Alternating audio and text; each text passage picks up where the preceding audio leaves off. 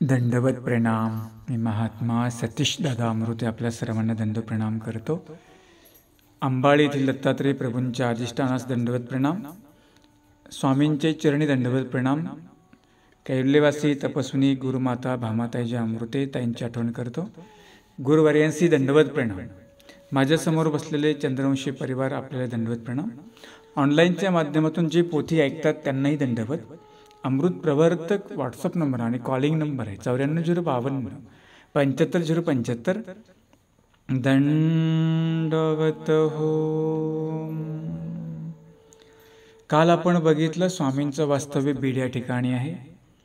बीडला स्वामींनी पविते पर्व संपन्न केलेलं आहे.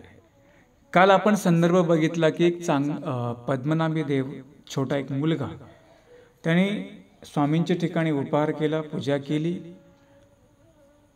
परमेश्वराच्या ठिकाणी केलेली क्रिया कुठलीही असेल, मग ते अन्नदान आहे, तुम्ही सेवा केली, कोणी अन्नदान केलं, त्याचं प्रत्येकाचं एक वेगवेगळं गोमटं म्हणजे पुण्य भेटत असतं. कोणी स्थानाची सेवा करेल त्यांना त्याचं फळ भेटतं, कोणी अन्नदान केलं त्यांना त्यांचं फळ भेटतं. जसं जसं आपण सेवा करू तशा प्रकारचं फळ या जीवाला परमेश्वराकडून प्राप्त होत असतं. मग सेवा करण्याचे प्रकार आहे. कोणी देवतेची केली तर देवता फळ देईल, कोणी जीवाची केली म्हणजे काय, लोक जीवाला परमेश्वर समजतात, कोणत्या महाराजांना देव समजतात. महानुभाव पंथ कुठल्या महाराजाला देव नाही समजत, कारण महाराज म्हणजे जो जीव आहे, हो की नाही. आता आमच्या ठिकाणी तुम्ही जे काही भिक्षा वगैरे देता, पूजा लावता, कशाला लावली ती, तुमच्या ठिकाणी जी साधुत्व आहे किंवा जे ज्ञान आहे त्याचं आपण पूजन करत असतो. जसं तुम्ही पाहिलं असेल तुमच्या समाध्या बांधतात, आमच्यामध्ये समाध्या बांधत नाहीत, कारण की इकडे प्रेत पूजा नाही आहे. ती किती मोठा ज्ञानी असेल, किती मोठे महाराज असतील, परंतु त्यांना शेवटी जिथं दफन करायचं तिथंच केलं जातं, कुठली समाधी बांधल्या जात नाही. तुमची प्रथा कशी आहे, आईबाप शेतामध्ये पुरायचे, तिथं मग काहीतरी पिंड मांडायची आणि मग तिथं तुम्ही पूजा चालू करता. हे अज्ञान आहे, परंतु मानव संप्रदाय ज्ञानपंथ आहे. इथं देवतेची भक्ती केली देवता फळ देईल, परंतु इथे मानव संप्रदायामध्ये साचोकार परमेश्वराची भक्ती केल्या जाते, ते परमेश्वर त्यांचं फळ देत असतात. उदाहरणार्थ तुम्ही आता दर्शन घेतलं, मंदिरात गेले, तुम्हाला दर्शनाचं फळ भेटेल. तुम्ही कोणा साधूला दान केलं, तुम्हाला पण फळ भेटणार. असं नाही की आम्हीच काही दान करावं, तुम्ही सुद्धा अन्य लोक सुद्धा दान करू शकता, हो की नाही. तुमच्याही घरी साधक भिक्षेला येतात, पण तुम्ही कसं पाहिजे, शाकाहारी पाहिजे. तुमच्या दारात कोंबड्या असतील, बकऱ्या असतील तर साधू भिक्षेला येणार नाही, त्याची ओळखण असते. अन्नदान आम्हीच करावं असं नाहीये, भिक्षा आम्हीच उपदेशांनी द्यावी असा नियम नाहीये. अन्नाने जरी वाढली तरी त्यांचा अधिकार पुढे निर्माण होत असतो. आता हे स्वामींच्या परिवारामध्ये काही उपदेशी नव्हते, असे दर्शनी होते, त्यांना आवड संचरली, आले, त्याने देवाला उपहार केला, मग इथून त्यांचा अधिकार पुढे सुरू झालेला आहे. आता चरित्र पुढं आहे परवी पूजा. परवी म्हणजे आता येणारी नारळी पौर्णिमा तुम्ही साजरी करता, आम्ही पण करतो, पण आमची करण्याची पद्धत वेगळी आहे. तुम्ही बघा, ते नारळाचं गुंफण चालू असते, त्या नारळाला आकार दिला जातो. नारळ म्हणजे एक प्रकारचं आपलं जीवन आहे, कल्पवृक्ष त्याला म्हटलेलं आहे. जसं त्या नारळामध्ये काय असतं, मध्ये खोबरं असतं, मध्ये पाणी असतं, पांढरं शुभ्र असतं, तसं हा जो आपला जीव आहे की नाही, हा सुद्धा पांढरा शुभ्र आहे. पांढरा कलर असतो, पांढऱ्या रंगावर कोणताही कलर देऊ शकता, परंतु एखादा लाल कलर असेल, गुलाबी असेल, तुम्ही दुसरा कलर देता येईल का, तुम्हाला नाही देता येणार. परंतु पांढऱ्या रंगावर सगळेच कलर ऍडजस्ट होतात, सगळे कलर आपण देऊ शकतो. म्हणून जीवाचं स्वरूप आहे शुभ्र. या जीवाने म्हटलं की या देहामध्ये येऊन मी परमेश्वर प्राप्ती करावी तर परमेश्वर प्राप्त करू शकतो. या जीवाने ठरवलं की मी एखाद्याचा खून करू शकतो तर तो खून करून नरकाला पण जाऊ शकतो. या स्वरूपावर आपलं स्वरूप असं आहे, जे तुम्ही ठरवसाल ते तुमच्याकडे आहे. तुम्ही नारळाला पाहिलं की जटा 3 असतात. ही जटा म्हणजे मतित्रय, म्हणजे या जीवाच्या ठिकाणी जास्त वाईट गोष्टी आहेत. चांगल्या गोष्टी शिकायला खूप काही काळ लागतो, वाईट शिकायला काहीतरी लागतं का, तर शिव्या द्यायला, कोणाला बोलायला, कोणाचं मन दुखवायला काही शाळेत जावं लागलं का, नाही, आपोआपच तुम्ही भांडणं शिकले, आपोआपच बोलायला शिकले, आपोआपच वाईट मार्गाला जायला शिकले. का?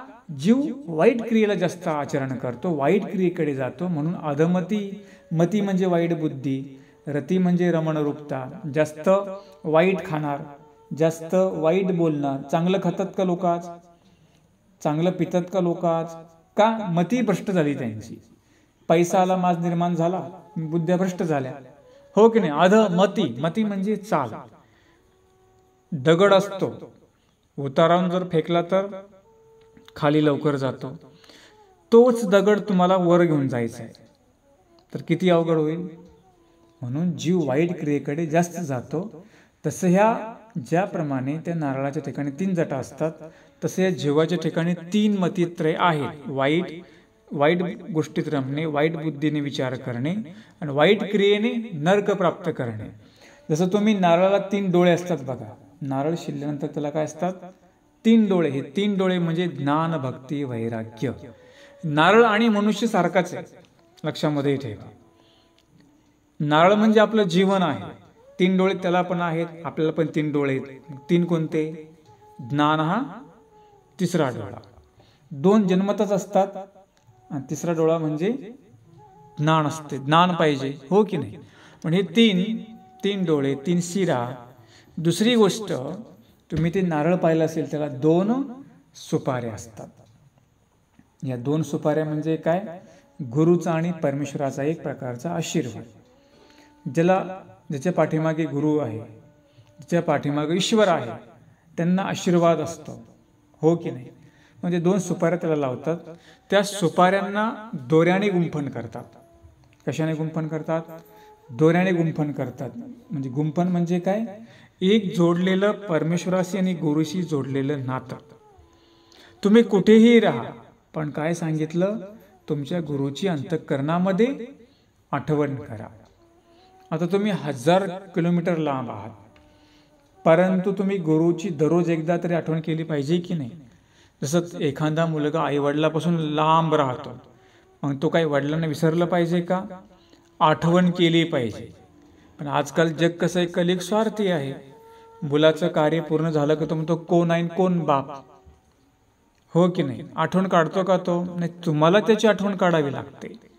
तसा परमेश्वर नाहीये. परमेश्वर आपली आठवण काढतो, आपण सुद्धा परमेश्वराची आठवण काढली पाहिजे. म्हणून एक नात्यांची गुंफण म्हणून ते दोऱ्याची गुंफण त्याला केली जाते. आणि हे पवित्र या नारळी पौर्णिमेच्या दिवशी पहिलं देवाला अर्पण करतात, नंतर आपल्या गुरूंना अर्पण करण्याची पद्धत आपल्या मानव संप्रदायामध्ये आहे.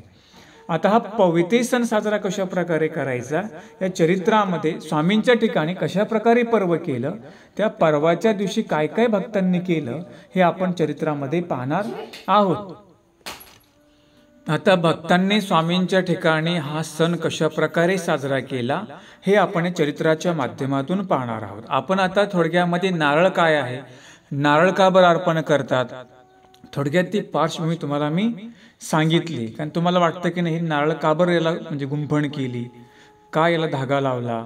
हो की नाही? कच्चा धागा प्रीत का मत छिटको टूट जाए. म्हणजे धागा कच्चा असतो, तो तुटला तर काय मध्ये गाठी निर्माण होतात.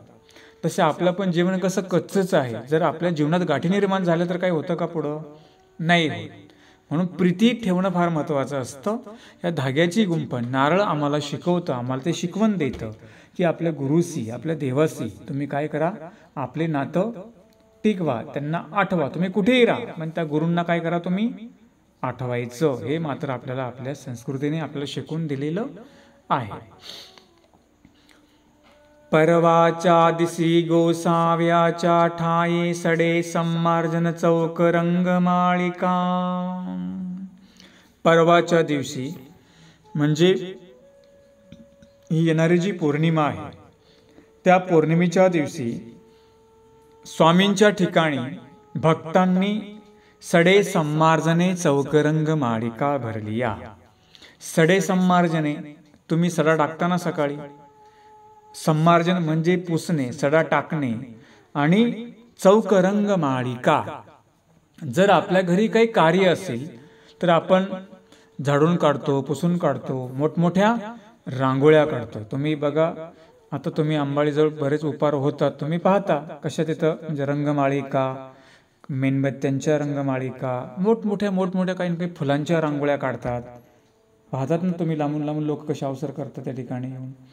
तशाच प्रकारच्या रंगमाळिका भक्तांनी स्वामींच्या ठिकाणी परवाच्या दिवशी साजरं केलेलं आहे. आपण सुद्धा आपल्या घरी त्या दिवशी सगळं हे मंदिर स्वच्छ करायचं, सगळं घर स्वच्छ करायचं. एरवी तुम्ही स्वच्छता करताच, कारण की येणारा सण पौतं आणि अष्टमी फार महत्त्वपूर्ण असतात, सगळ्यांनाच ते महत्त्वाचे असतात. त्याही मध्ये उद्देशांना एक पर्वणी असते. त्या दिवशी आपण सगळं घर स्वच्छ करायचं, मंदिर स्वच्छ करायचं आणि स्वच्छ करून पहिला आपल्याकडे स्वच्छता निर्माण करून चौक रंगमाळिका भरायच्या, म्हणजे चांगल्या प्रकारच्या रांगोळ्या आपण त्या दिवशी मात्र काढायच्या. गोसाव्यासी मर्दना मादणे झाले. आता तेव्हा प्रत्यक्ष स्वामी होते. मर्दना म्हणजे अंग चोळणे आणि मादणे म्हणजे स्नान घालणे. अंग चोळलं स्वामींचं भक्तांनी पहिलं, नंतर स्वामींना भक्तांनी स्नान दिलं. तसं आपल्या उपदेशी वर्गाने सकाळी उठून चौक म्हणजे हे सगळी साफसफाई झाल्यानंतर आंघोळ करून 2 सुपाऱ्या घ्यायचं, एक पान घ्यायचं, त्याच्यावर काही 10 रुपये ठेवायचे, देवाला सुपारी ठेवायची आणि प्रार्थना करायची की हे स्वामी राया, आज संपन्न होणाऱ्या पौते पर्वाचा मी आपल्याला दंडवत घालत आहे. आमच्यामध्ये शब्द आहे तंतूचा दंडवत. तंतू म्हणजे धागा. म्हणजे सकाळी आपण स्नानाच्या अगोदर हा विडा ठेवायचा की आज होणाऱ्या पविते पर्वाचा, पवित्याचा, उपाराचा, अभिषेकाचा आपण स्वीकार करावा, यासाठी मी प्रार्थना करते आहे. 2 पानं, 1 सुपारी ठेवून त्या दिवशी आपण ती दंडवत घालायची. स्वामींना इथे विनंती केली की नाही, तसं आपण सुद्धा आपल्या देवपूजेला विनंतीच करायची असते. एरवी पण सुद्धा जेव्हा आपल्याकडे स्नान असेल तेव्हा 1 सुपारी, 2 पानं ठेवून आपण ती विधी करायचा असतो. असं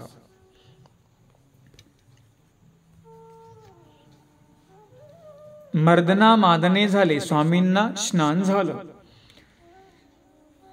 देवाच्या बिढारी उपादेश दोरी ठेविली होती. अशा प्रकारे स्वामींना स्नान वगैरे झालं आणि मग आता स्वामींच्या ठिकाणी सगळ्या प्रकारच्या अवसराची तयारी बाईसांनी केलेली आहे.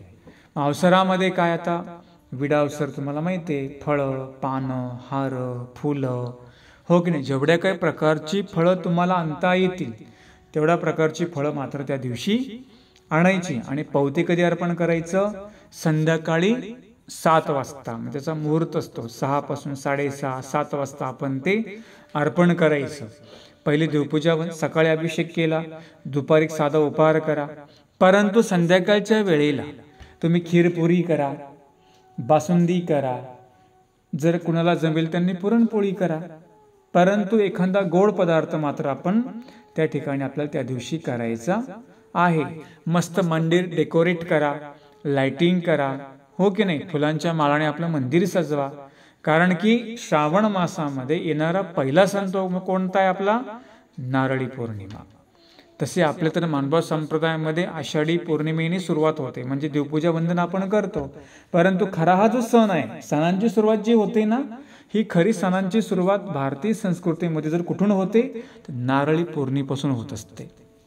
त्याही मध्ये मानभाव संप्रदायामध्ये हा सण फार उत्साहाने केला जातो. कारण पहिलं देवाचं पौतं, नंतर ज्याचे ज्याचे जे गुरु आहेत ते आपल्या गुरूंना पौतं समर्पण करण्यासाठी जात असतात. आता नाही तुम्हाला तिथपर्यंत पोहोचता आलं तर ऑनलाईन एक प्रकार झाला की त्यांना पूजा पाठवा, की बाबा आम्ही पूजा पाठवली, श्री चक्रधर अर्पण असा एक प्रकार आता सुरू झालेला आहे. आता लांबचा व्यक्ती तिथे जाऊ शकत नाही गुरुपर्यंत, वास्तविक गेलं पाहिजे, पौतं केलं पाहिजे. आता आपण जवळ आहोत तर आपण गेलं पाहिजे, पण एखादा लांब असेल तर अशा प्रकारे तो क्रिया करू शकतो. या ठिकाणी आपण सुद्धा संध्याकाळच्या वेळेला अशा प्रकारचा उपहारविधी करायचा आहे. या दिवशी आपण स्मरण करायचंय, पविते पर्वाचे आपण लीळा आठवायचे की स्वामींना बीडला भक्तांनी कशा प्रकारचं पर्व केलं. चौक रंगमाळिका भरल्या, तिथे सडा संमार्जन केले. स्वामींच्या ठिकाणी बायसांनी बरवा उपहारोह केला. कोणी स्वामींना वस्त्र अर्पण केलं, कोणी काही दान अर्पण केलं. अशा प्रकारची लीळा आपण आठवायच्या आणि स्वामीरायांना प्रार्थना करायची की स्वामीराया, ज्याप्रमाणे आपण बीड येथे भक्तांच्या पवित्र पर्वाचा स्वीकार केला, तैसा आमच्याही संपन्न होत असलेल्या भजन पूजन क्रियेचा आपण स्वीकार करावा, आम्हाला आशीर्वाद द्यावा. अशा प्रकारची प्रार्थना मात्र आपण करायची आहे आणि स्मरण करून त्या लीळा मात्र आपण आठवायच्या आहेत. देवाच्या बिढारी उपाधी सिदोरी ठेवली होती. देवाच्या म्हणजे रामदेव दादोस जे होते, या रामदेव दादोसांच्या ठिकाणी बिढाराच्या ठिकाणी उपाध्येबासांनी शिदोरी म्हणजे काहीतरी खाण्याचे पदार्थ, ते काही चपाती रोटी असेल त्या बिढारावर ठेवलेली होती. ते अनावया गेले. ती शिदोरी आणण्यासाठी उपाध्येबास दादोसांच्या त्या ठायाला गेली. शिदोरी घेऊन आले, शिदोरी घेऊन आले. बायसी पुसले, बायसांनी विचारलं, जानो महात्म्याच्या बिढाराच्या गेला होतासी. ते म्हणतात तुम्ही दादोसांच्या त्या बिढारी गेला होता. बिढार म्हणजे राहण्याची जागा. स्वामी आमचे कसे होते? फिरस्ती होते. एका ठिकाणी परमेश्वर कुठेही राहिले नाही.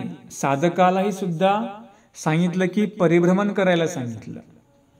जसं मार्गामध्ये अभ्यास झाल्यानंतर तुम्ही परिभ्रमण करा, म्हणजे परमेश्वर शोधायला आम्हाला पण सांगितलेलं आहे.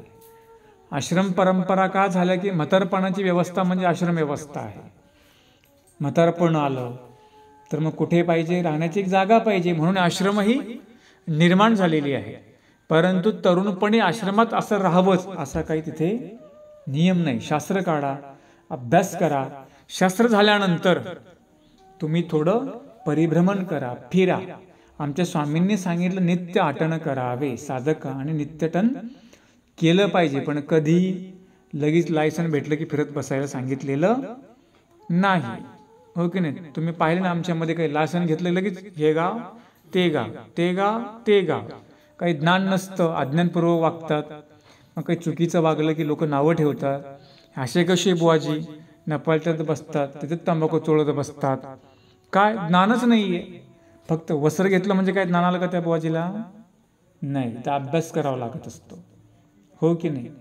तुमच्यामध्ये एक मुलगा शिकला, चांगल्या पदावर गेला. एक अडाणी राहिला, अज्ञान राहिला. तसं आमच्यामध्ये पण आहे. ज्यांनी चांगल्या प्रकारे अभ्यास केला ते विधी करू शकतात. जे अज्ञान आहेत त्यांना काय माहिती नसतं कुठं बसायचं, कुठं उठायचं, हो की नाही? आणि मग लोक धर्माला नावं ठेवतात. पण लोकांना माहिती आहे का त्याला अभ्यास काही नाही झाला. लोकांच्या काही चुका आहे का? बाबाच्या अंगावर कपडे दिसतात म्हणजे बाबा आहेतच ते. बाबाला सुद्धासाठी ज्ञान असावं लागतं. म्हणून ती काही दीक्षा घेतली लगेच फिरत बसायचं नसतं. 2-4 वर्ष मार्गात राहावे लागतात. किंवा एखादं ज्ञानी पुरुष आहे त्यांच्याकडे राहावं लागतं, हो की नाही? जसं प्रपंचाचे ज्ञान आहे, परमार्थाचंही ज्ञान असावं लागतं. प्रपंच लगेच कोणाला करता येईल का? प्रपंच म्हणजे सासुरवास. परमार्थही तसाच आहे. एखादी सून आहे पण तिला सासूचे बोलणे खावे लागतात. ती म्हटली की ही मला लई बोलते, मग मी जाते घरी निघून, चालेल का? प्रपंच होईल का? नाही. मग आमच्या तर स्वामींनी सांगितलं जगाचा सासुरवास सहन करा. साधूला काय सांगितलं? जग तुम्हाला नावं ठेवी, जग तुम्हाला बोलेल, तुम्ही त्यांचे बोलणे सहन करा. साधू म्हणजे संयम, हो की नाही? जसं तुम्हालाही प्रपंचामध्ये राहत असताना त्या पत्नीला त्या विषयासाठी त्या सासूचे बोलणे सहन करावे लागतात. कशासाठी करते? विषयाकारणे करते, पती कारणे करते. तसं ज्याला परमेश्वर प्राप्त करायचं आहे त्यांनी तर सांगितलं जगाचा सासुरवास सहन करायला सांगितला. जग आहे, कोण काय जग जनार्दन म्हणतात की नाही, कोण काय बोलेल, कोण काय बोलेल, कोण काय बोलेल, आपण त्याच्याकडे दुर्लक्ष करायचं. कोणी? साधू महात्म्यांनी. कोणी काय म्हणेल दुर्लक्ष करायला सांगितलेलं आहे. विषय आपला चालला होता की या ठिकाणी ते बिढाराला गेले. उपादे म्हणतले हो बाई गेला होता.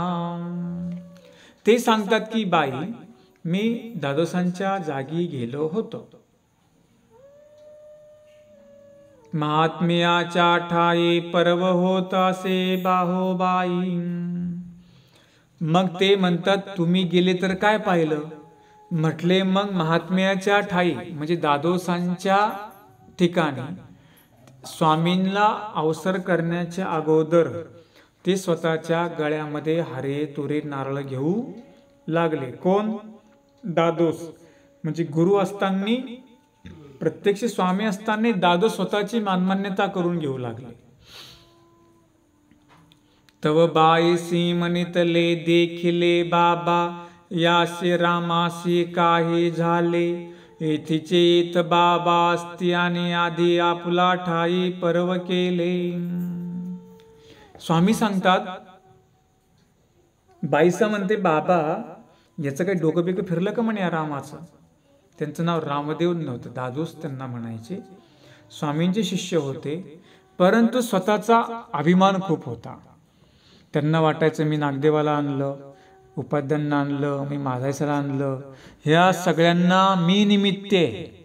मी जर नसतो त्यांना काय स्वामी दिसले असते, यांना काय भेटलं असतं. बरोबर आहे तुम्ही निमित्त आहात, परंतु तुम्ही तुमच्या गुरूंचा आधी पौत करायला पाहिजे ना. तुमचे गुरु कोण? स्वामी. आणि शिष्य काय करतात? आपल्या गुरुच्या अगोदरच पौत करून घेत आहेत. तसं चालेल का? नाही चालणार. पहिले गुरुच्या ठिकाणी जा, नंतर शिष्याने पौत करून घ्यावं. आमच्या मानवा संप्रदायामध्ये आता परंपरा आहे, जे गुरु आहेत त्यांच्या ठिकाणी जाऊन पहिलं पौत करायचं आणि मग जर तो शिष्य विद्वान असेल त्यांनी नंतर आपलं पौत करून ते घेतात. आता उदाहरणार्थ संवत्सरचे आमचे म्हणजे वांबूरचे मामा आहेत, यांचे भरपूर शिष्य आत्ताही आहे, अधिकरण झालेले आहेत. मग ते काय करतात? पहिले आपल्या गुरुच्या ठिकाणी जातात, नंतर आपलं पौत करतात. म्हणजे थोर अधिकरणांचं पौत झाल्याशिवाय त्यांचे जे शिष्य आहेत जानवीचे ते पौत अगोदर करत नाही. जेव्हा गुरूंचं पौत होईल, गुरूंच्या पौत्यानंतर यांचं पौत होत असतं. असा तो नियम आहे. जर जाणीव असेल तसं करतात. काही काही शिष्य गुरुच्या अगोदर करून टाकतात, तो भाग वेगळा. परंतु परंपरा अशी आहे की तुमच्या गुरुचं पहिलं पौत होऊ द्या, नंतर शिष्य घेऊ शकतो. आणि मग अशा प्रकारे दादोस स्वामींच्याच ठिकाणी म्हणजे बीडला स्वामी या मठामध्ये आणि ते कोण पलीकडच्या मठामध्ये मान्यता करून घेऊ लागले. आता विचार करा, तुमच्या घरामध्ये एखादा ज्येष्ठ असेल, मग त्या मुलाने जर आपल्या वडिलांसमोरच पहिला मान घेतला तर वडिलांना कसं वाटल? पहिला वडिलांना मान द्या, नंतर तुम्ही मान घ्या. हो की नाही? नाही, तुमच्या घरामध्ये कोणी काही देण्यासाठी आलं, तुम्ही काय म्हणता? आमचे ना सासू सासरे घरी नाही आहेत, तुम्ही त्यांना सांगा नंतर आम्हाला सांगा. म्हणजे तुम्ही त्यांना पहिली पत्रिका द्या, नंतर आम्हाला नंतर आम्हाला द्या. हे कोण म्हणेल? एखादी जानवीची असेल ती म्हणेल, जानवीची नसेल तर परस्परच कारभार करेल. हो की नाही? पण एखादी आज्ञाधारक असेल ते नाही नाही मला सासू सासऱ्यांना विचारावं लागेल, मला परवानगी घ्यावं लागेल. तुम्ही घेता की नाही परवानगी? अशी परवानगी घ्यावी लागत असते. या ठिकाणी दादोसांनी स्वामींची आज्ञा न घेता स्वतःची मानमान्यता करून घेऊ लागले. मग स्वामी सांगतात की स्वामींनी सूत्र या ठिकाणी सांगितलं की पोरा जीवाला 2-4 जर काही शब्द आले तर तो स्वतःची मानमान्यता करून घेण्यासाठी वेळ करत नाही. नाही का? माथ्याला डोळे जातात, अहंकार संचरतो, अभिमान संचरतो. कधी कधी आपण त्याला शिकवतो, तीच आपल्याला पुन्हा शिकवतात.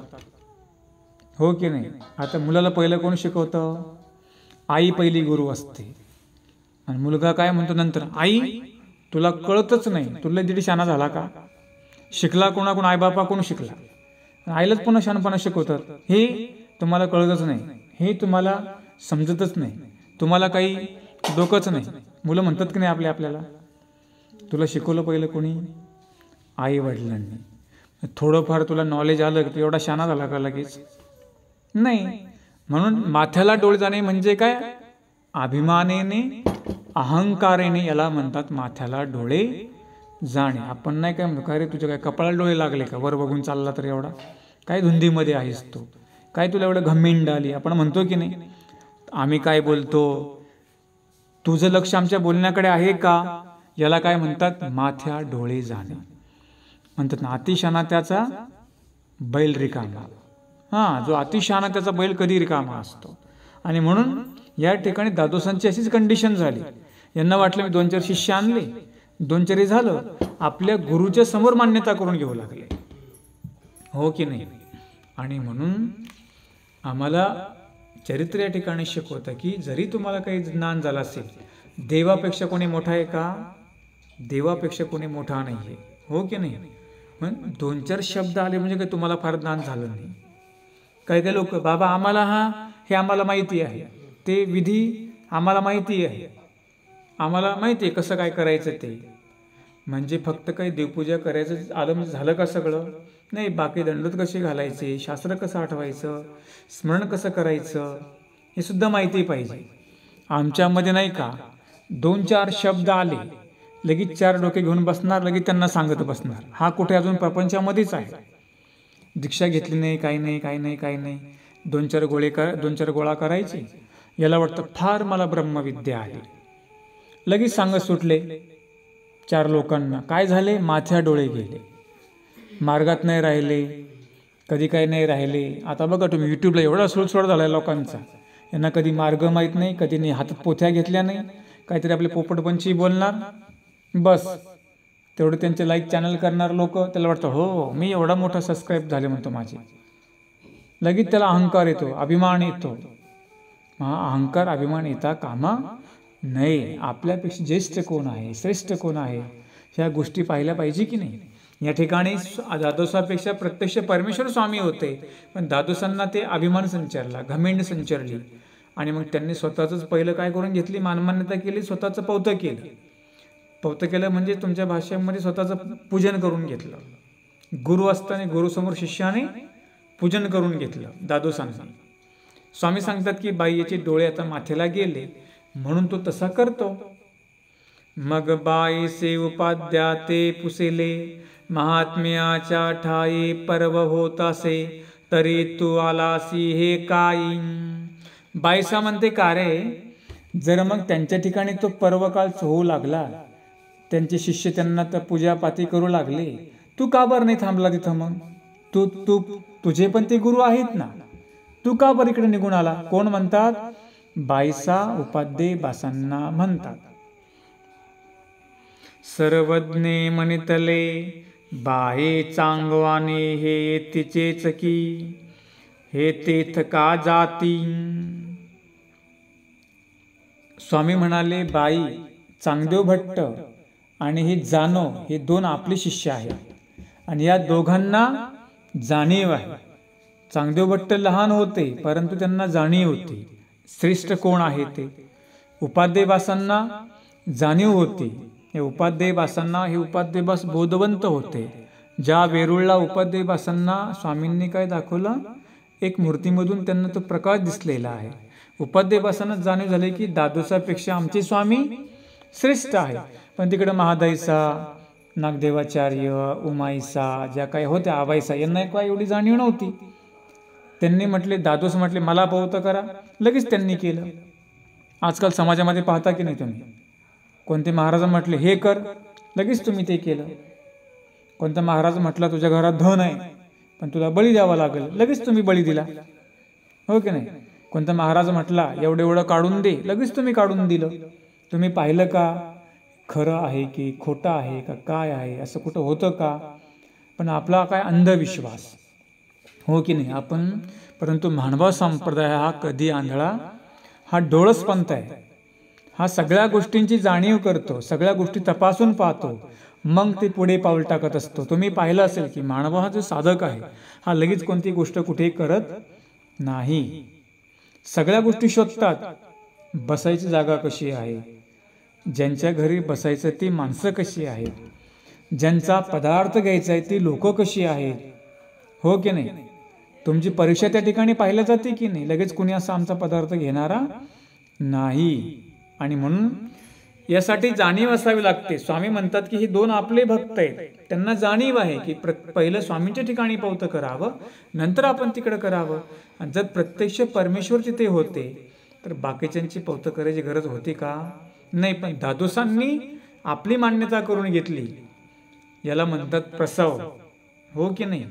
प्रत्यक्ष परमेश्वर असताना स्वतःची मान्यता करणे याला प्रसव असं म्हणतात. म्हणजे एक एक केला का?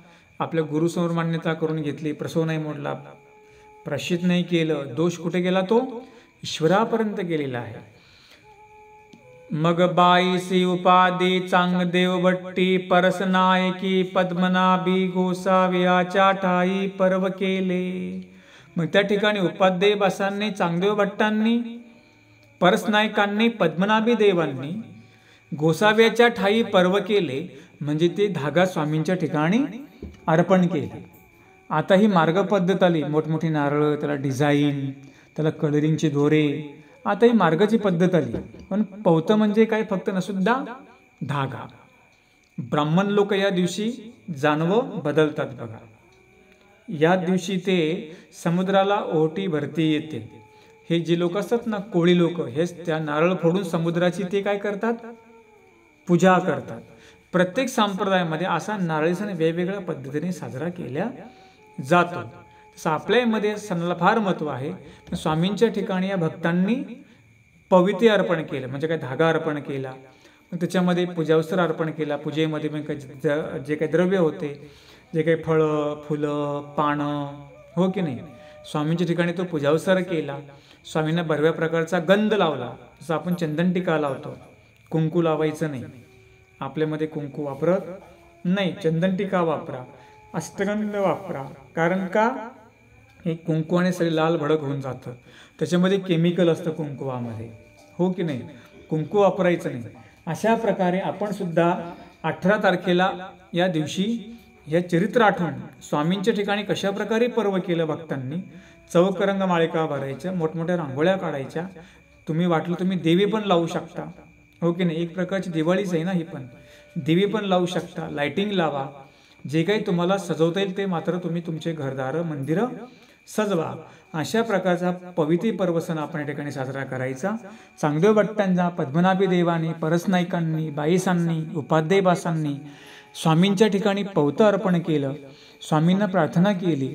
आपण सुद्धा देवाला प्रार्थना करायची की स्वामी राया, आपण अनेक भक्तांच्या पवित्र पर्वाचा स्वीकार केला, त्यांच्या वस्त्राचा स्वीकार केला, त्यांच्या भजन पूजन क्रियेचा स्वीकार केला. आमचाही भजन पूजन क्रियेचा स्वीकार करावा. आणि या दिवशी आपण एक देवाला नवी सुडा सुद्धा आणायचा. कारण या ठिकाणी पवित्र म्हणजे धागा, पवित्र म्हणजे वस्त्र. कपडा कशापासून तयार केला जातो? धाग्यापासून केला जातो. मग आजच्या दिवशी तुम्ही जेवढी तुमची देवपूजा असेल तेवढी तुम्ही त्या प्रकारचा सुडा तुम्ही आणायचा. का? तर चरित्रामध्ये सांगितलं ना, स्वामी आता पुढं चरित्र येतं, स्वामींना ते वस्त्रे अर्पण करतात. जे जे काही पूजा साहित्य आहे तशा प्रकारचं आपण ते अर्पण मात्र करायचं. आणि म्हणून सकाळी तुम्हाला मी पुनश्च एकदा सांगतो की उठून आंघोळ करून चांगल्या प्रकारे घरदार आधी साफ करून घ्या. पहिलं रंगमाळिका काढा, अभिषेक संपन्न करा, उपारविधी संपन्न करा आणि संध्याकाळच्या वेळेला चांगल्या प्रकारचा गोड पदार्थ मात्र आपण अर्पण करा. दुसरी गोष्ट, तुमच्या ठिकाणी जवळ एखादं स्थान असेल त्या स्थानाला पहिलं पौतं करून या, हो की नाही?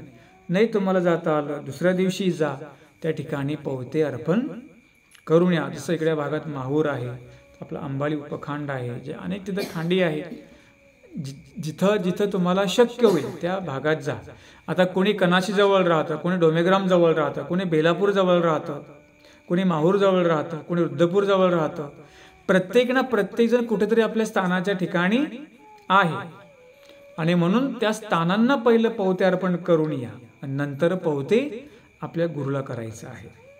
ज्या ज्या भागात जे जी सद्भक्त मंडळी राहते त्या सद्भक्त मंडळीने त्या त्या ठिकाणी जाऊन पौतं मात्र जरूर अर्पण करा. आणि शक्यतो कमीत कमी 11 गाठी नामस्मरण आपल्याकडून झालं पाहिजे. या पर्व काळामध्ये सकाळपासून स्मरण करा. आता घरामध्ये वयोवृद्ध माणसं आहेत, त्यांना स्मरणाला बसवा. तरुणांनी साफसफाई करा, बाकीचे व्यापार कामं तुम्ही करा.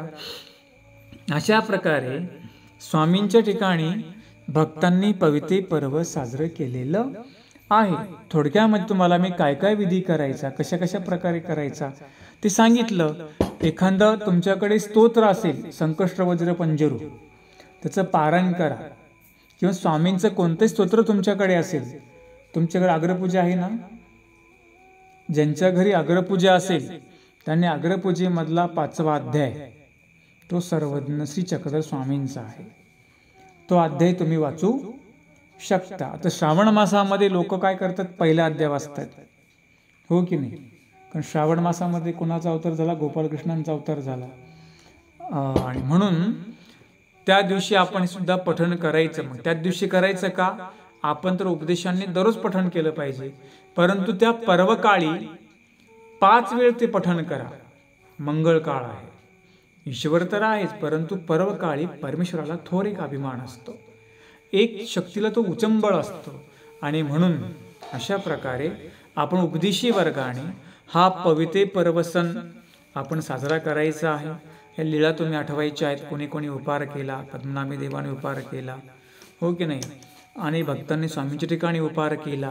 तसं उपारविधी संपन्न करत असताना, ते पवित्र अर्पण करत असताना ही लीळा, ही कथा, ही धर्मवार्ता मात्र तुम्ही जरूर आठवा. आणि अशा प्रकारे आपण सर्वांनी पवित्र सण साजरा करावा. अशा प्रकारच्या चरित्राच्या माध्यमातून हितगुज करतो. 2-4 काही शब्द जर आपल्याला आले तर फार आपण काही गर्वाने वागू नये, अहंकाराने वागू नये. मलाच येतं किंवा मलाच समजतं, मीच हे करू शकतो, माझ्यामुळंच हे झालं, असं काही आपण गर्व करू नये. हे आम्हाला चरित्र या ठिकाणी शिकवतं. करता काय आपण आहे, करता सगळा कोण आहे? करता परमेश्वर आहे. आपण फक्त निमित्त मात्र आहोत. आम्ही सगळ्यात श्रेष्ठ कोण? सर्व गुण संपन्न परमेश्वर. जीवाकड तर अवगुणच आहे, हो की नाही? आणि म्हणून सगळं गुण संपन्न परमेश्वर आहे. त्याचा आठवा पण करायचा. अहंकार कधी येऊ द्यायचा नाही, अभिमान कधी येऊ द्यायचा नाही. लोकांचं पण ऐकण्याचा जरा प्रयत्न करायचा, आपण पण समजून घेण्याचा प्रयत्न करायचा. एवढं सांगतो आणि थांबतो. दंडवत हो, दंडवत प्रणाम, दंडवत.